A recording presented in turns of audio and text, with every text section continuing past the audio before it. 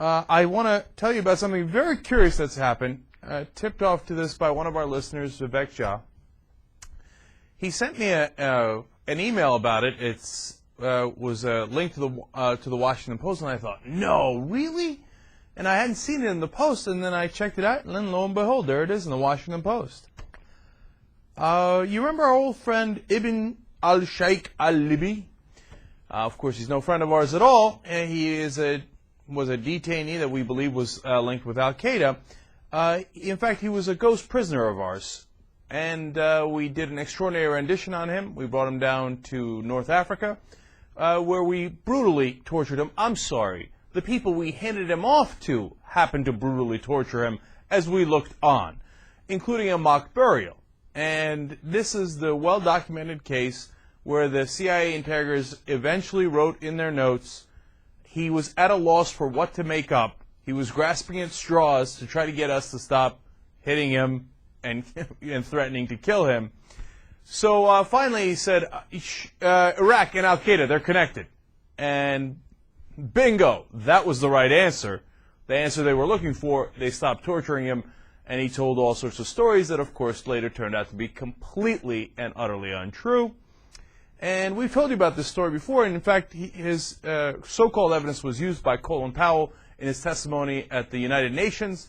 Later, Powell would go on to say that that was the worst moment of his career.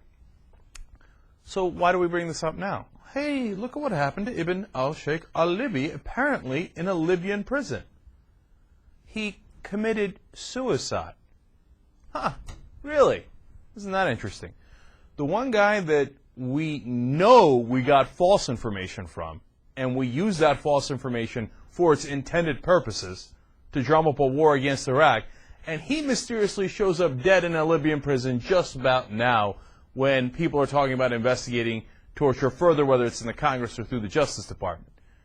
Now, do I know that he really, well, positively that he didn't commit suicide? I have no idea what happened inside that Libyan prison.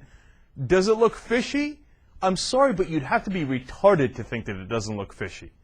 Like if you think, hey, oh, well, Libby showed up dead in a Libyan prison. Well, look at that. What a funny coincidence. Well, obviously, I wouldn't put a second thought behind as to whether anything questionable happened with al-Libi. Well, then you're an absolute sucker. And somebody's going to continue to take your money throughout your whole life. You're going to be like, whoa, yeah, of course. Somebody in authority said so. Yeah, what do I need to do? Where do you need me to sign? Man, somebody, I don't know if we'll ever find out.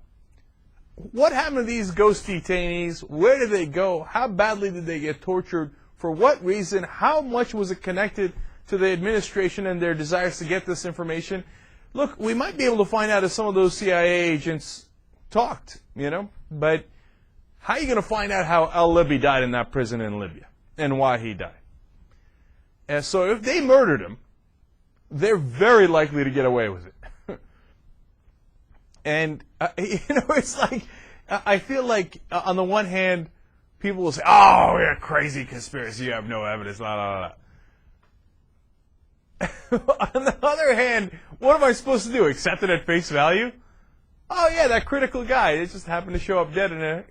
And I keep saying Libyan prison because it seems like, can you imagine any place in the world less accountable? Oh, yeah, no, trust us. Don't worry, man. Gaddafi told us. He happened to hang himself at just the right time. And, of course, the family members of al-Libi say, no, of course he didn't kill himself. We'd been communicating with him. He showed no indication of that. And then all of a sudden the Libyan authorities come and say, oh, by the way, sad day for you all. That guy who could be a key witness at some point, just happens to be dead.